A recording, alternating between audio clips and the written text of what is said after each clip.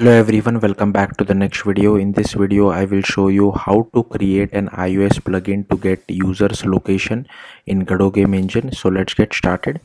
So as usual, you would require a macOS and you would require Xcode, which you can install it from the Apple App Store.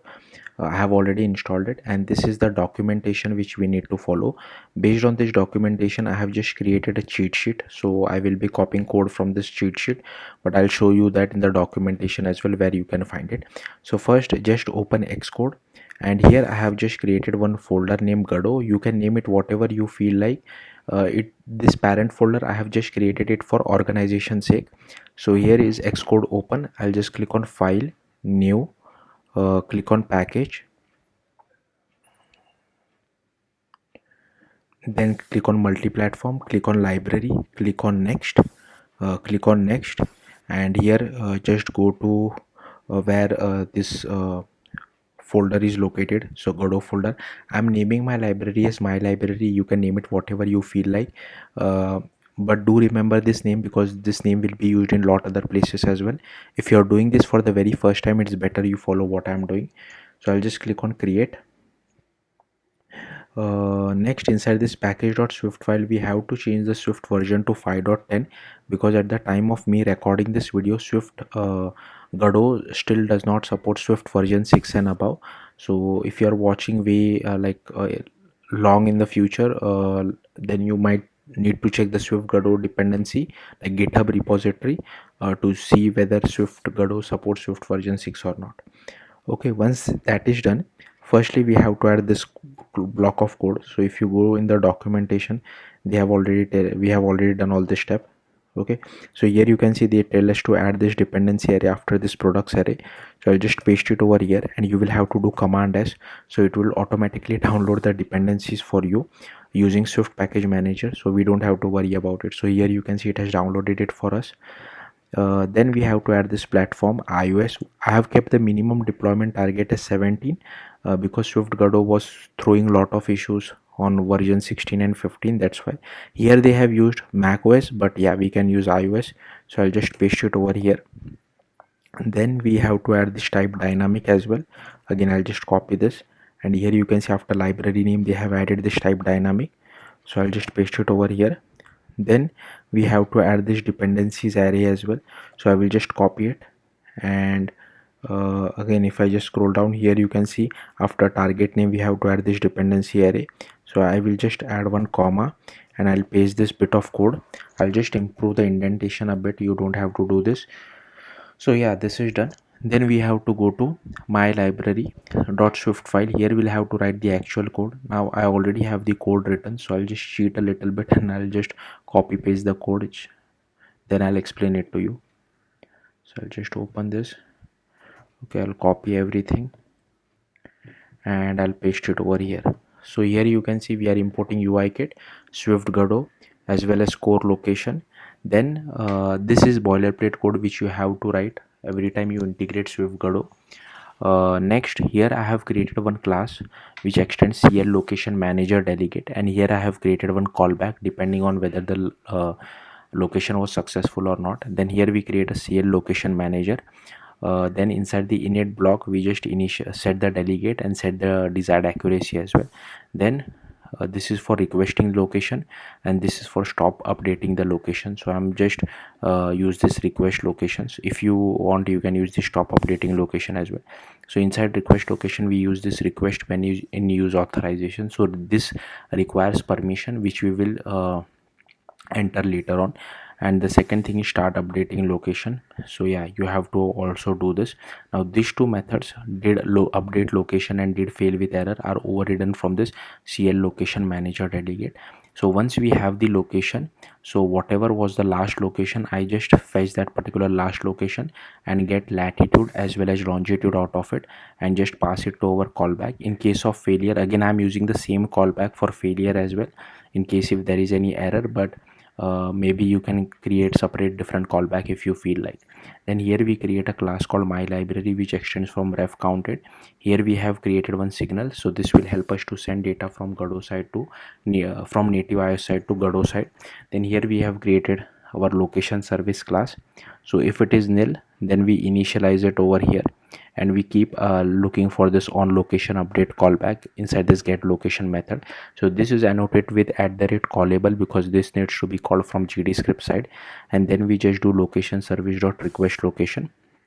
Then here we have created another @callable to stop location updates. So again, if you want, you can use this. I'm not so yeah, I'll show you that as well. Okay. So yeah, once this is done, what I will do is I'll just open the entire Godot folder which we have created, this one, inside VS Code. The reason is because I just paste my cheat sheet as well over here. The reason is we need to create a build.sh file. If you're comfortable creating that build.sh file from Xcode, you can do that. I'm more comfortable via VS Code, that's why I'm using VS Code for this. So inside of this my library, we just need to create a file called build.sh. Now we need to go to this particular URL over here and just go over here and just copy all this code which we are getting and just paste it inside this build.sh file. Then just scroll up. Okay, and here inside the scheme we have to just name it as my library because that's the name which we are using. And one more thing, we have to add this dash skip macro validation / after this particular line of code, and make sure you save it as well. Once you have saved it, you just open your terminal, just cd to the Godot folder, library folder which we have created. So yeah, something like this. I'll clear everything out, then I can just close this build.sh file. Now first you have to copy this command and run it. So I'll just run this command, then we need to run this command. Now I'm not planning to deploy this app to Apple App Store, so I can create a debug framework as well, but if you want, you can create release framework if you are deploying it to Apple App Store. So yeah, debug framework is fine for me. Then we have to open Godot game engine. At the time of recording this video, I'm using Godot 4.3.0. so I will just click on this create button. I'll browse to the Godot folder. I'll select that particular folder. Okay, then I'll just name it as my Godot project. Okay, and I'll just do create and edit.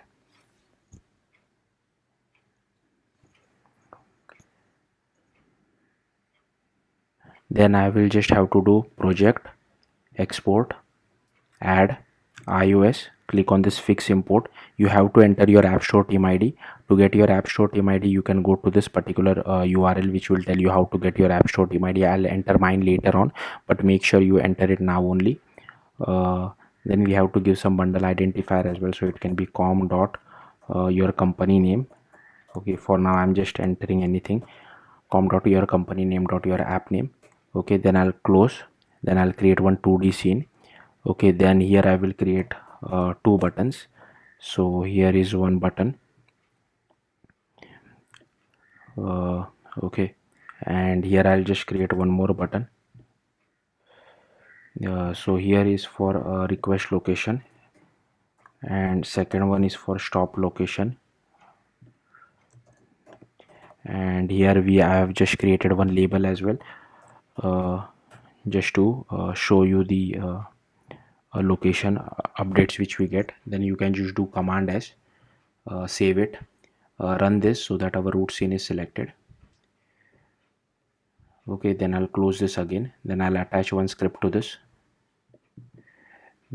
and then I will go to our button node. I will add one press signal to this. Okay, then I'll go to the second button as well. I will add one press signal to this as well. Then I will just drag and drop this label as well which we have.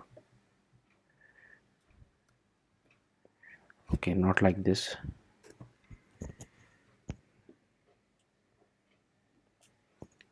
Okay, then I'll just save this. Now again, what I'll do is, so I have my Godot project open in VS Code as well. Inside this I can create one bin folder, and inside that we have to create a file with whatever is the library name.gd extension. So I'll just, now I'm not able to, if you come over here you can see I'm not able to open this file from Godot game engine. That's why I created it via VS Code. Now inside this particular file we need to write some code. So I'll again just copy this code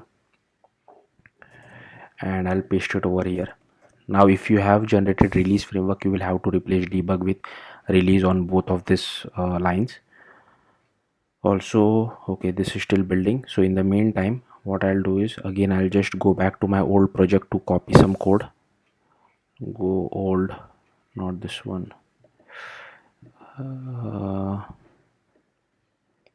Okay, so first we'll have to create one variable for our library. So I will just paste it over here.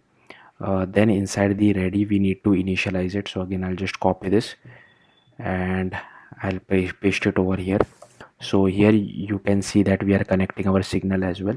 So once this signal gets sent some data, it will call this particular method. So we need to create this method. So here you can see I have created this method. So I'll just copy that as well over here. So once this method is called, we are just updating our label, and we need to just use, so on the first button press we can just call this get location method, which we defined it on over here. Okay, and for second one we need to call the stop location update. So again, I'll just paste the same thing. I just change the method name. So I'll just copy the stop location updates, come over here, and I'll paste it over here. Okay, then I'll just close this file. Now if you come over here inside our terminal, it has finished building the libraries for us as well. So we need to go to our library folder. So go to Godot, go to my library, go to bin, go to iOS, and we need to copy these two .framework folders. Just go back and go to Godot project, go to bin, and here I just need to paste it, these two .framework folders. Then again come back to Godot game engine. So here we again go to project, export. Before we export our project, I'll just create one iOS folder. You don't need to create this. You can name this folder whatever you feel like. It's just that there will be lot of files once we export our project. That's why I've created a separate iOS folder. And I'll just click on export project. I'll go to the iOS folder and I'll click on save. Now let it export the project. This will take a bit of time. Okay, so once the project has been exported successfully, we have to go to the iOS folder and double click on this .xcode proj file. It will automatically open it for you in Xcode. Then you have to go to the supporting files and right click on open as source code. Then again we need to add some permissions. So again, I'll just go back to my old project just to check those permissions.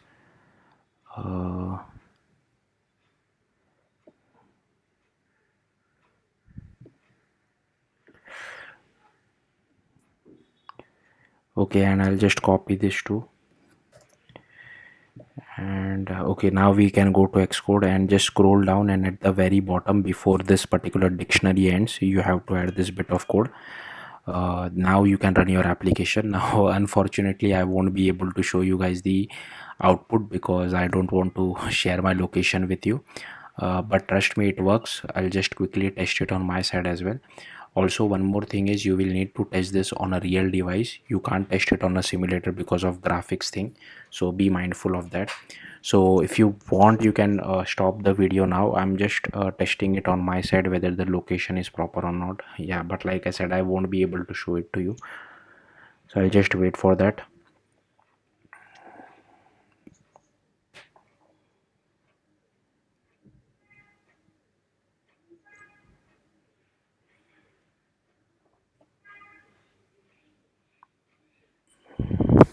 Okay, so I'm just clicking on request location. It is asking me for permission. I'll click on allow while using app, and I'm able to see the lat long as well.